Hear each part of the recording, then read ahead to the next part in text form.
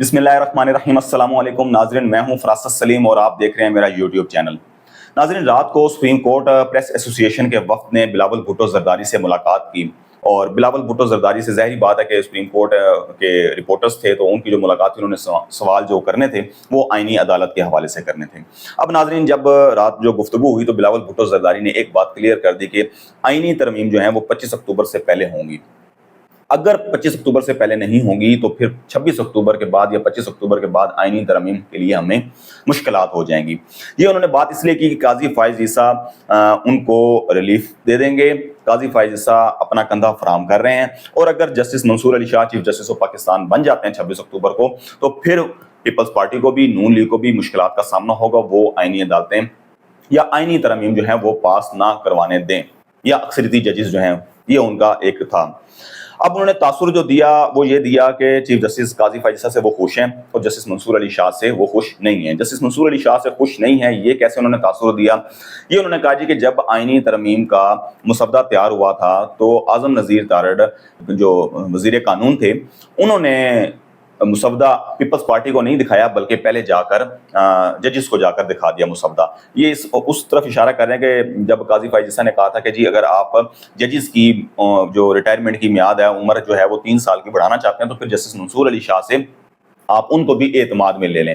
तो ये उस तरफ उन्होंने इशारा किया। तो जब वो मुसवदा जजिस के पास पहुंचा तो जजिस ने वो मुसवदा देख के आईनी तरमीम के हक में नहीं थे, जिसकी वजह से फिर उन्होंने जो हमारे पास मखसूस नशिस्तें हमारे पास अक्सरियत में थी और हम 2/3 में थे कौमी असम्बली के अंदर, तो वो मखसूस नशिस्तों का फैसला देकर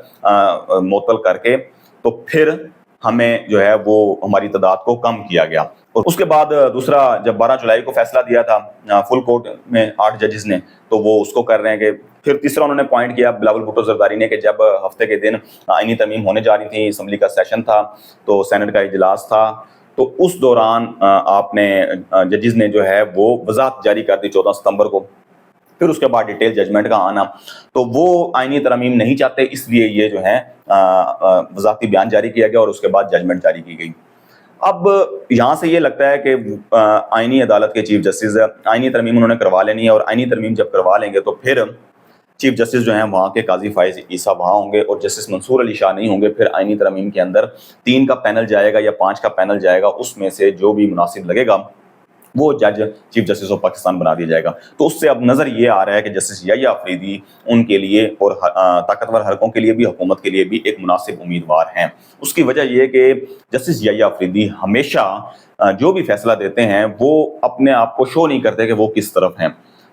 उनका हमेशा इख्तलाफी नोट हो या इजाफी नोट हो, वो एक दरमियानी रास्ता इख्तियार करके वो अपना नोट बनाते हैं। ना वो शो करते हैं कि मैं जैसे 12 जुलाई का ही फैसला ले लें, तो उन्होंने ना शो किया कि काजी फाइज ईसा के साथ हैं और ना ही शो किया कि जस्टिस मंसूर अली शाह के साथ हैं। उन्होंने एक अलग से ही अपना नोट जारी कर दिया। तो इस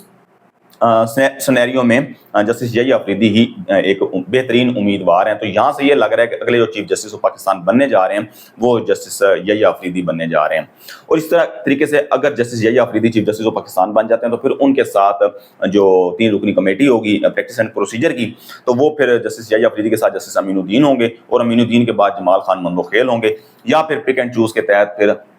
देखना ये होगा कि दीगर जजेस अभी रिज़ाइन देते हैं या नहीं देते, और अगर नहीं देते तो फिर क्या आया अतर मिनल्ला को वो अपने साथ रखते हैं, या जस्टिस मंसूर अली शाह, ज़ाहिर बात है कि वो नहीं लग रहा कि वो फिर रहें, वो इस्तीफ़ा ही देंगे। अब ये उन पे पिक एंड चूज पे कि अब वो जस्टिस याह्या अफरीदी अपने साथ जस्टिस अमीनुद्दीन के साथ जस्टिस जमाल खान मंदोखेल को रखते हैं या किसी और जज को रखेंगे। दूसरा नाज़रीन, अगर ये आईनी अदालत बन जाती है तो फिर ज़राए से खबरें ये चल रही हैं कि चीफ जस्टिस काजी फाइज ईसा उसके सरबराह होंगे आईनी अदालत के, और उनके साथ नईम अख्तर अफगान जा सकते हैं, और 2 जजेस जो हैं जस्टिस सरदार तारिक मसूद जो एडहॉक जज हैं, और उसके बाद मजहर मियाँ आलम खेल, ये आईनी अदालत के जज होंगे। अच्छा नाज़रीन, अब बिलावल भुट्टो जरदारी ने रात कहा कि जी मौलाना फजलुर रहमान ने एक शर्त रखी है, वो हमारे साथ ऑन बोर्ड है, उनके साथ मुसवदे की तैयारी पे काम हो रहा है, लेकिन एक शर्त रखी है कि पीटीआई को आप एतमाद में लें। मतलब ये है कि मौलाना फजलुर रहमान चाहते हैं कि आप पीटीआई को एतमाद में लेके आईनी तरमीम करें। दूसरी तरफ जो सेनेटर इरफान सदीकी हैं नून लीग के, उन्होंने रात को कहा कि जी मौलाना फजलुर रहमान हमारे साथ ऑन बोर्ड हैं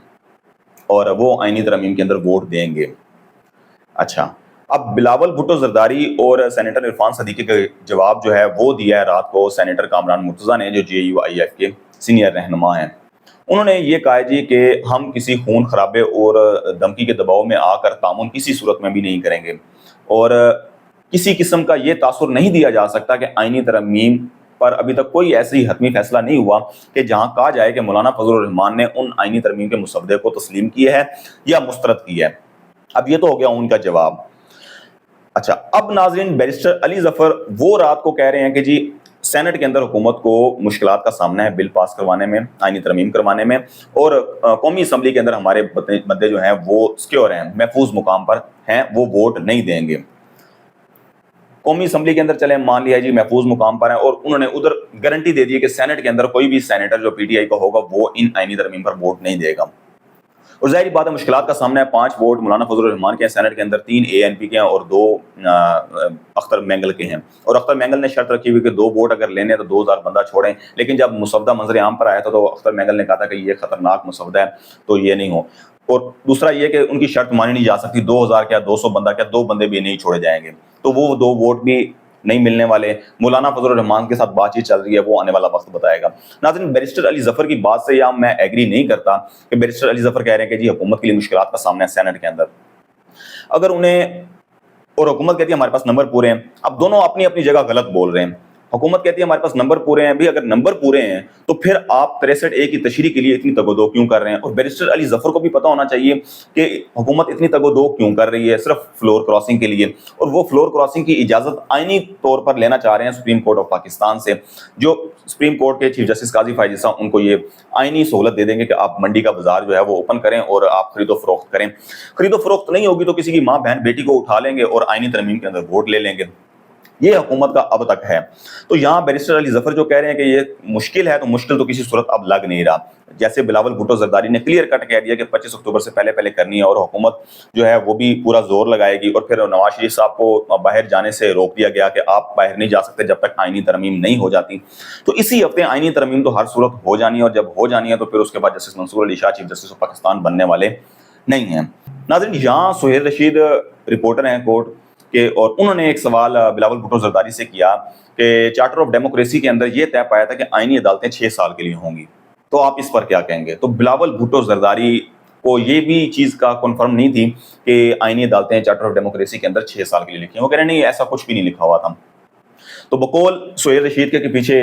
شیری رحمان جو ہے وہ سمائل پاس کر رہی تھی، تو انہیں اس کا مطلب ہے کہ آئیڈیا تھا کہ آئینی عدالتیں 6 سال کے لیے تھیں۔ خیر 6 سال 2006 میں کے بعد، کیونکہ ان کی مما کا جو خواب تھا وہ بلاول بھٹو زرداری نے اب پورا کرنا تھا 18-19 سال کے بعد جا کے، جب 5 سال کی ان کی اپنی حکومت تھی وہاں یاد نہیں رہا، اور جب 5 سال کی حکومت نون لیگ کی تھی تب بھی یاد نہیں رہا، اور جب PTI کی حکومت 3-3.5 سال رہی ہے تب بھی یاد نہیں رہا، اور جب PDM کی حکومت آئی تب بھی بلاول بھٹو زرداری سوئے ہوئے تھے۔ تب انہوں نے خواب جو ہے وہ پورا کرنے کا نہیں ہے، شاید والدہ کا بے نظیر بھٹو کا خواب آ گیا ہو ان کو، تو انہوں نے کہا کہ بیٹا اب اپنی آئینی ترمیم کروائیں، وہ میرا خواب رہ گیا، تو شاید اس صورت میں۔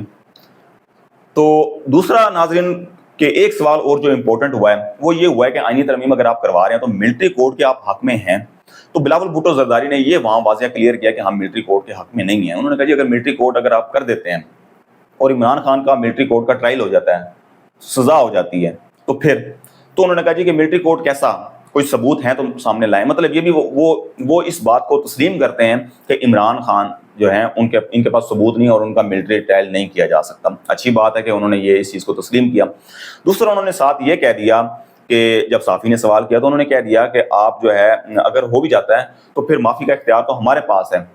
مطلب ان کے جو والد ہیں آصف علی زرداری کو پریزیڈنٹ ہیں، اور جو بھی سزا دی جائے گی، سزائے موت دی جائے یا جو بھی سزا ہوگی، تو اس کا جو معافی کا وہ ہوگا فائنل حتمی فیصلہ وہ صدر پاکستان کریں گے۔ تو ان کا کہنے کا مقصد یہ تھا کہ اگر عمران خان کو سزا بھی ہو جاتی ہے یا سزائے موت بھی دی جاتی ہے ملٹری کورٹ کی طرف سے، تو پھر معافی کا اختیار ہمارے پاس ہی ہے، یعنی کہ صدر پاکستان کے پاس ہے۔ صدر پاکستان تو 5 سال کے لیے ہیں ہی ہیں۔ تو یہ ناظرین رات کی گفتگو تھی، اور اب یہاں ایک چیز تو پتہ چل گئی کہ چیف جسٹس جو ہیں وہ یحییٰ آفریدی اگلے بننے جا رہے ہیں، جسٹس منصور علی شاہ استعفیٰ ہی دیں گے۔ یہ میرا ذاتی جو ہے وہ تجزیہ ہے۔ مجھے دیجیے گا اجازت، اللہ حافظ۔